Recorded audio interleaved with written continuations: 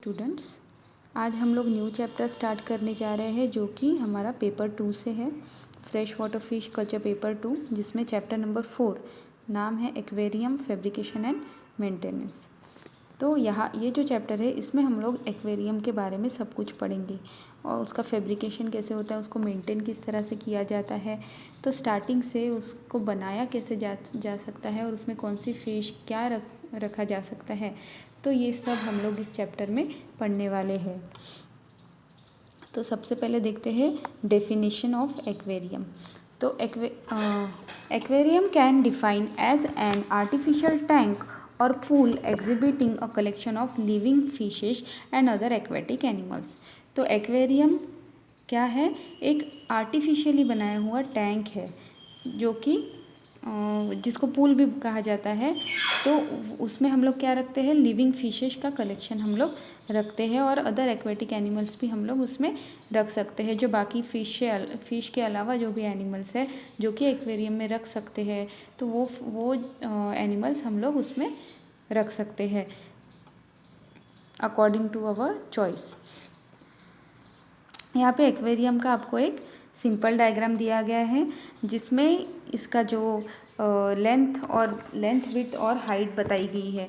तो ये जो 30 इंचेस आपको दिख रहा है सबसे ऊंची, इसको लेंथ कहा गया है इसका, और 12 इंचेस जो है वो है विड्थ और 15 इंचेस जो है वो है हाइट। तो इस हिसाब से हम लोग एक्वेरियम बनाते हैं। उसके बाद देखिए fabrication and setting of an aquarium tank. तो सेटिंग और एक्वेरियम टैंक में टूल्स कौन से यूज़ होते हैं? Aquarium tools and their uses. तो यहाँ पे टूल्स के नाम दिए गए हैं और उनके यूजेस भी दिए गए हैं। सबसे पहले है हैक्सॉ। हैक्सॉ क्यों यूज़ होती है? To cut the aluminium angle of required size.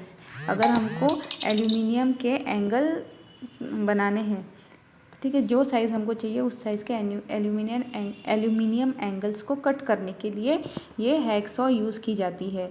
उसके बाद है ड्रिलिंग मशीन। ड्रिल मशीन आपको पता होगा होल करने के लिए यूज़ की जाती है। तो यही यहाँ पे भी होल्स एंगल्स जो होते हैं हमारे, उसमें होल करने के लिए ये यूज़ की जाती है। Hammer to fix rivet. तो रिवेट जो होते हैं छोटे छोटे होते हैं, उसको फिक्स करने के लिए हैमर का यूज़ होता है। जैसे हम खीले को ठोकते हैं, उसी तरह से एक्वेरियम में रिवेट होते हैं जिसको हम लोग हैमर से फिक्स किया जाता है। उसके बाद है glass cutter to cut the glass of required size.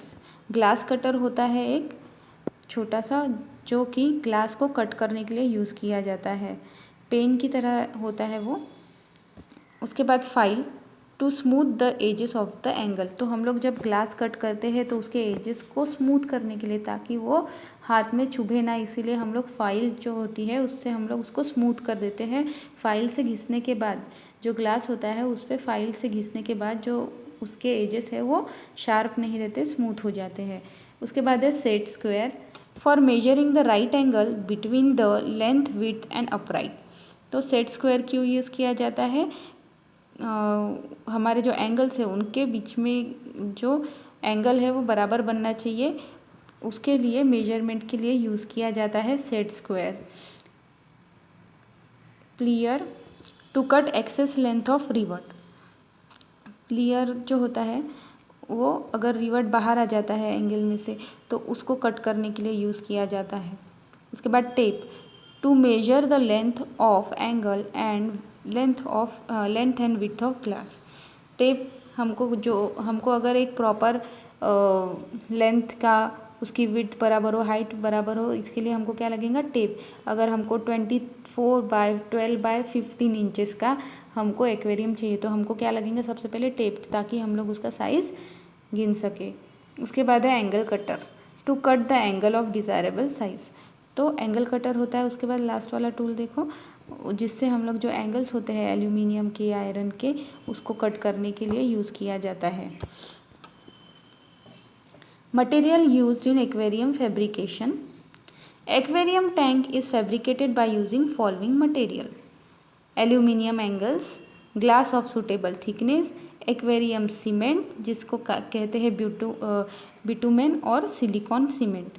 तो ये जो सारी चीज़ें हैं हमें एक्वेरियम बनाने में लगती है, एल्यूमिनियम के एंगल्स लगते हैं, उसके बाद ग्लास लगते हैं हमारे एक सूटेबल थिकनेस के, उसके बाद एक्वेरियम सीमेंट लगता है जिसको बिटुमेन और सिलिकॉन सीमेंट भी कहा जाता है। फैब्रिकेशन ऑफ एक्वेरियम, अब हम लोग देखेंगे फैब्रिकेशन किस तरह से होता है एक्वेरियम का।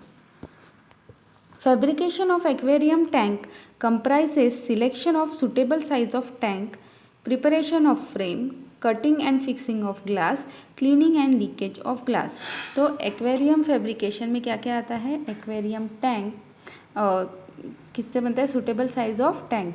तो हमको पहले सबसे पहले क्या डिसाइड करना है कि हमें जो टैंक बनाना है उसका साइज़ क्या होगा, ठीक है। उसके बाद प्रिपरेशन ऑफ फ्रेम, तो हमको सबसे पहले क्या बनाना पड़ेगा, ढांचा बनाना पड़ेगा, फ्रेम बनानी पड़ेगी जिसमें हम लोग अपनी जो टैंक है उसको फिक्स करेंगे। उसके बाद cutting and fixing of glass, तो जो ग्लास है उसको कट करना पड़ेगा पहले हमको प्रॉपर साइज़ में, और उसके बाद फिक्सिंग ग्लास का। उसके बाद cleaning and leakage of glass, तो जब पूरा फिक्स हो जाते हैं हमारे ग्लास, जब हम सीमेंट जो है एक्वेरियम सीमेंट हम यूज़ करके फिक्स करते हैं, उसके बाद क्लीनिंग करना पड़ता है और लीकेज उसका चेक करना पड़ता है कि अगर लीकेज कहीं हो तो फिर से हमें उसे सीमेंट से भरना पड़ता है। Aquarium can be made up of different size through the choice of a particular size may be matter of personal preference. तो जब हम एक्वेरियम बनाते हैं तो हम अलग अलग साइज़ के बना सकते हैं, ऐसा कुछ फिक्स नहीं है कि हमें यही साइज़ बनाना है, यही साइज़ प्रॉपर होता है। जो साइज़ हमें चाहिए वो साइज़ का हम लोग अपने चॉइस से, अपने प्रेफरेंस से हम लोग उसका साइज़ बना सकते हैं। It is stated that larger the aquarium easier to maintain it, तो ये बताया गया है कि एक्वेरियम बड़ा हो तो वो मेंटेन करने के लिए ईजी होता है। क्यों ईजी होता है देखते हैं। The greater amount of water shows no sudden fluctuation of temperature and pollution। तो अगर वॉल्यूम अच्छा रहे पानी का, अगर एक्वेरियम बड़ा है तो वाटर का भी उसमें अमाउंट ज़्यादा होगा, और वाटर अगर ज़्यादा हो तो उसमें जो टेम्परेचर में फ्लक्चुएशंस आते हैं तो वो सडन नहीं होते, ठीक है, और वो जल्दी से पॉल्यूटेड भी नहीं होता है वो water. Larger fish population can be keep in more quantity of water, तो लार्जर फिश पॉपुलेशन भी हम लोग बड़े मतलब ज़्यादा पानी में ही रख सकते हैं, मोर क्वांटिटी हो वाटर की तभी हम लोग ज़्यादा फिशेस रख पाएंगे। The size of the aquarium is depend upon place where it is to be kept, तो एक्वेरियम का साइज़ का डिपेंड किस पे होता है, जहाँ पे हम लोग रखने वाले हैं वहाँ वो जगह देखकर हम लोग एक्वेरियम का साइज़ बनाते हैं। It can be made up of various size measuring 24 by 12 by 15 inches और 36 इंच इसकी लेंथ होंगी, उसके बाद विड्थ होंगी 12 इंच और हाइट होंगी 15 इंच, तो ऐसे 36 by 12 by 15 इंच, तो ये जो है इन साइज़ में बन सकता है, और अलग अलग बाकी और भी साइजेस है।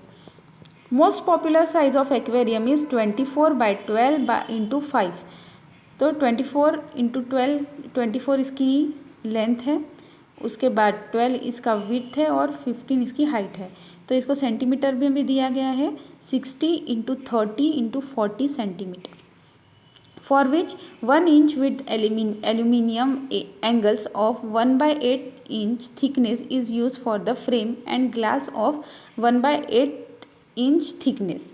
तो यहाँ पे एक्वेरियम का साइज़ जो दिया गया है, पॉपुलर साइज़ वो है 60 by 30 by 40 सेंटीमीटर, ठीक है, जिसके लिए 1 इंच की जो वाइड एल्यूमिनियम एंगल्स यूज़ किए जाते हैं, और 1/8 इंच का थिकनेस मीन्स 3 mm का जो थिकनेस होता है वो उस साइज़ की फ्रेम यहाँ पे यूज़ की जाती है।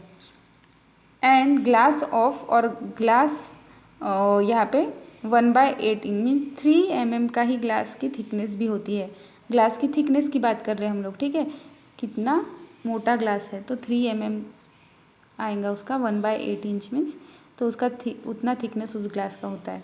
Aquarium tank of this size is prepared at small cost, तो ये साइज़ की अगर एक्वेरियम हम लोग बनाते हैं तो बहुत ही कम खर्चे में ये बन जाती है। The frame of aquarium tank is usually made up of aluminium और आयरन। तो हम लोग जो सबसे पहले फ्रेम बनाते हैं, हम लोग कांच की बात नहीं कर रहे हैं यहाँ पे, जो एल्यूमिनियम और आयरन की फ्रेम हम लोग बनाते हैं तो वो एल्यूमिनियम की भी हो सकती है या फिर आयरन की भी हो सकती है। ठीक है। The frame of aluminium angle is preferred for small tank. छोटे टैंक अगर हम लोग बना रहे हैं तो उसमें एल्यूमिनियम की फ्रेम से काम चल जाता है। While protected iron frame is suitable for large tanks. तो अगर बड़ी टैंक है और हमें मजबूती के बारे में अगर सोचना है तो हमको कौन सी फ्रेम यूज़ करनी पड़ेगी? आयरन फ्रेम हमें यहाँ पे यूज़ करनी पड़ेगी बड़े लार्जर टैंक्स के लिए। The width of the angle is depend upon size of aquarium. और जो एंगल्स की साइज़ है वो किस पे डिपेंड करेंगी? उसकी विड्थ किस पे डिपेंड करेंगी? हमारे एक्वेरियम के साइज़ पे। जितना ज़्यादा बड़ा एक्वेरियम होगा उतनी ज़्यादा विड्थ की हमें एंगल्स काटनी पड़ेंगी। The aquarium of 95 litres required 5/8 inches.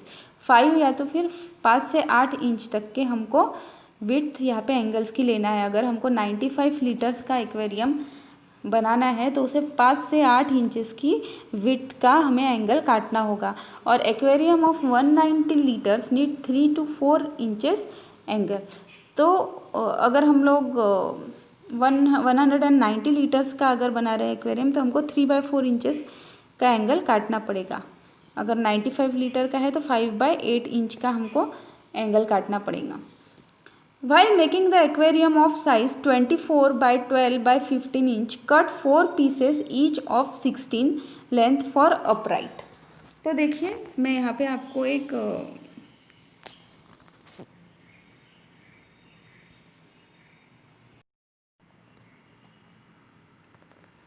देखिए यहाँ पे मैंने आपको बताया गया है, जब हम लोग 24/12/15 का अगर एक्वेरियम बना रहे हैं तो हमें क्या करना पड़ेगा? 4 पीस कट करने पड़ेंगे।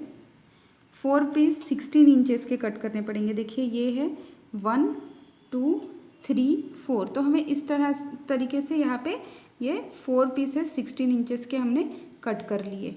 उसके बाद देखो आप बुक में देख लीजिए, मैं ये थोड़ा आपको इस डायग्राम से ही बता देती हूँ। For width of tank 12 inches, cut 4 pieces of 11/3/4 inches with the hacksaw। तो हमको अगर विड्थ चाहिए, ये विड्थ है, ठीक है, हमको ये विड्थ कितनी चाहिए? 12 इंचेस की चाहिए। तो हमें 11/3/4 का हमें यहाँ पे ये एंगल काटना पड़ेगा। ठीक है, ये विड्थ। तो ऐसे हमको कितने 4 पीसेस हमको काटने पड़ेंगे। ठीक है, 1 2 3 और ये ऊपर में 4। The width are now riveted to upright. तो ये विड्थ जो है हमारी, ठीक है, ये वाले जो एंगल है हम लोग ये अपराइट एंगल से क्या करेंगे? रिवर्ट मीन्स ज्वाइन कर देंगे यहाँ पे। ठीक है, ये अपराइट वाले जो एंगल्स है इससे हम लोग ये विड्थ वाले जो एंगल है वो ज्वाइन कर देंगे। Holes are drilled 1/4 inch away from the end and rivets of 1/8 diameter are used। तो हमको क्या करना है? जब हम लोग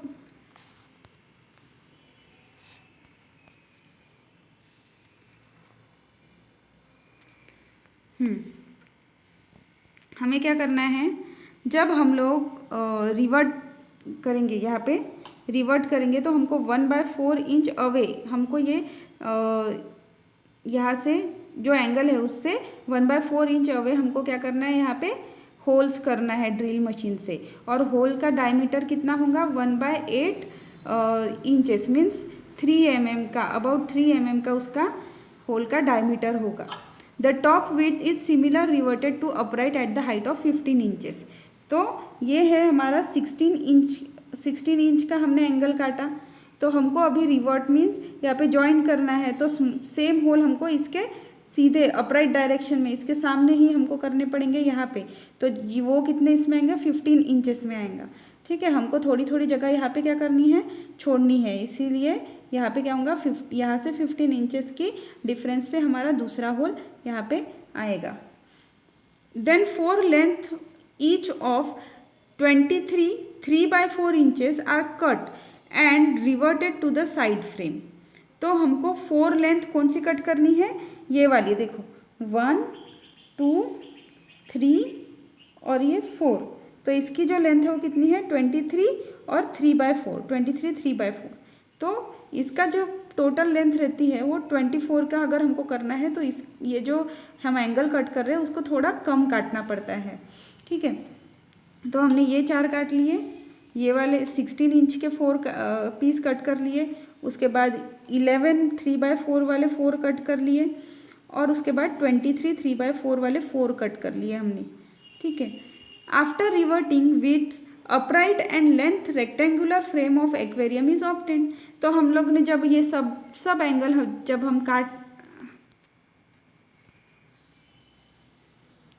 जब ये सब एंगल हम लोग काट चुके हैं तो हमको क्या मिल रहा है, एक रेक्टेंगुलर फ्रेम मिल रही है एक्वेरियम की। ठीक है, अभी हम लोग अपने बुक में से पढ़ते हैं।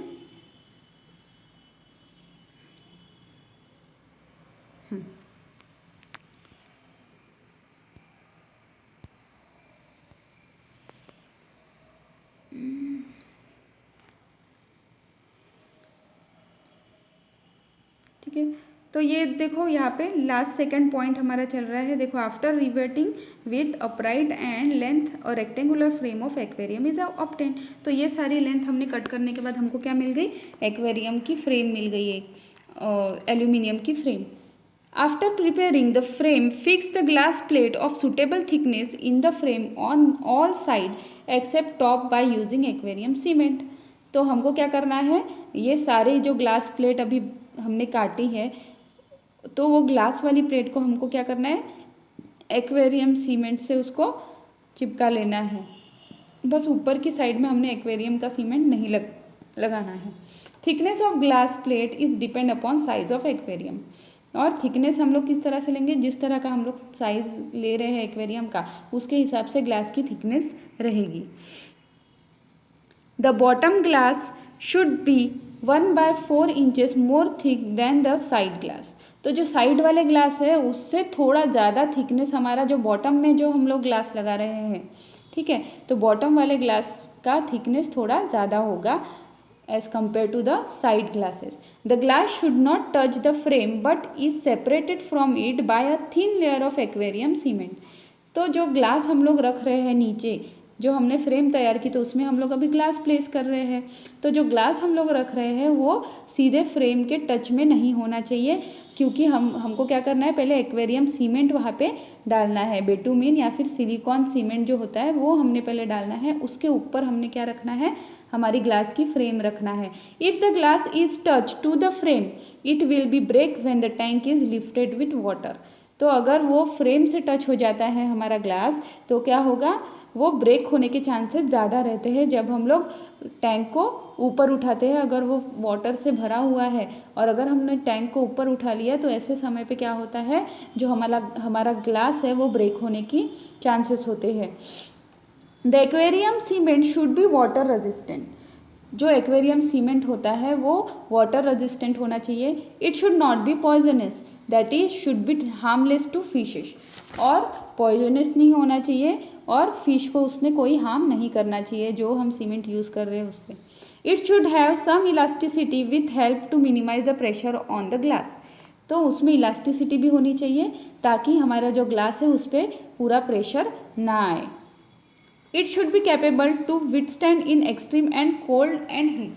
तो कैसा भी टेम्परेचर हो, बहुत ज़्यादा गर्मी हो तो पिघलना नहीं चाहिए ये जो सीमेंट होता है, और बहुत ज़्यादा ठंडी हो तो ऐसे सिचुएशन में वो कैपेबल होना चाहिए।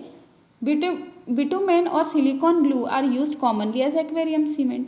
तो आपको ये फिल इन द ब्लैंक्स में भी आ सकता है और 1 मार्क के क्वेश्चन में भी आ सकता है कि which cement is use for as a aquarium cement. तो आप लिखोगे बिटुमेन और silicone glue are used for aquarium cement. The order of fitting glass plate into the frame is first the bottom plate, then front, back and finally the side. तो हमको किस तरह से place करना है glass, उनका order कैसा होना चाहिए, सबसे पहले बॉटम वाली फ्रेम हमने रखना है नीचे, फिर देन द फ्रंट, तो आगे वाली प्लेट पहले रखना है और फिर बैक पीछे वाली, उसके बाद back and finally the side, और साइड की सबसे लास्ट में हमने रखना है। Cut the glass of 4 mm less than total length of tank.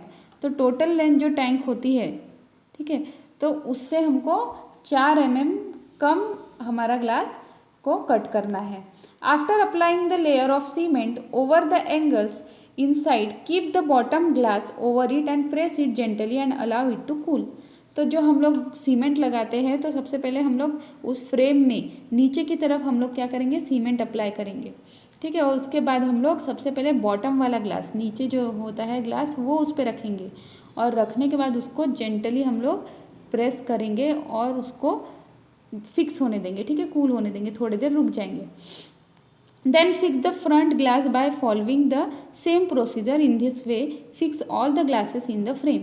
तो उसके बाद फ्रंट ग्लास हमको फिक्स करना है, जैसे जिस तरह से हमने बॉटम ग्लास फिक्स किया उसी तरह से हमने फ्रंट ग्लास फिक्स करना है, और उसी तरह से हमको सारे ग्लास उसमें फिक्स करना है सीमेंट लगाकर।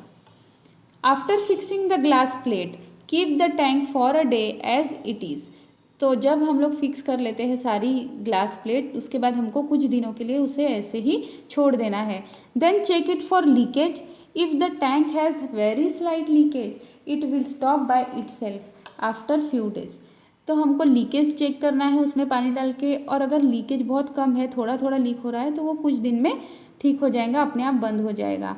But if it has more leakage then remove the cement and again add new cement to remove the leakage. तो अगर ज़्यादा लीकेज हो रहा है तो हमें क्या करना पड़ेगा, जो पुराना सीमेंट है उसको रिमूव करना पड़ेगा, फिर से उसमें नया सीमेंट लगाना पड़ेगा, और इस तरह से हम लोग लीकेज हटा सकते हैं। After checking for leakage the tank should be washed and clean. तो लीकेज अभी चेक हो गया है, ठीक है, अभी कोई लीकेज नहीं है। उसके बाद हमको क्या करना है, जो हमारा टैंक है उसको अच्छे से वॉश करना है, क्लीन करना है। Remove the excess bitumen and keep the tank on stand और टेबल। तो एक्सेस अगर बिटूमेन लग गया है, सीमेंट अगर लग गया है, तो उसको हमने हटा देना है और टैंक को अच्छे से स्टैंड पे या टेबल पे रखना है। The tank should not be lifted even with partly filled with water. और हमको फिर उसके बाद पानी से एक्वेरियम को भरना है, बट हमको ये टैंक कभी भी पानी के साथ उठाना नहीं है। हमको अगर उसको दूसरी जगह रखना है तो हमें क्या करना है, पहले पानी उसमें से निकालना है और उसके बाद टैंक को उठाना है। अगर हम लोग पानी से भरी हुई टैंक उठाएंगे तो वो ब्रेक हो सकती है, ठीक है। तो इस तरह से ये पूरा फैब्रिकेशन हो गया इसमें, जिसमें ग्लास कटिंग, एंगल्स कैसे कट करते हैं वो आपने सीखा, और फिर इसके बाद हम लोग सेटिंग अप ऑफ एक्वेरियम पढ़ेंगे। तो ये हम लोग नेक्स्ट स्लाइड में पढ़ेंगे। Thank you students.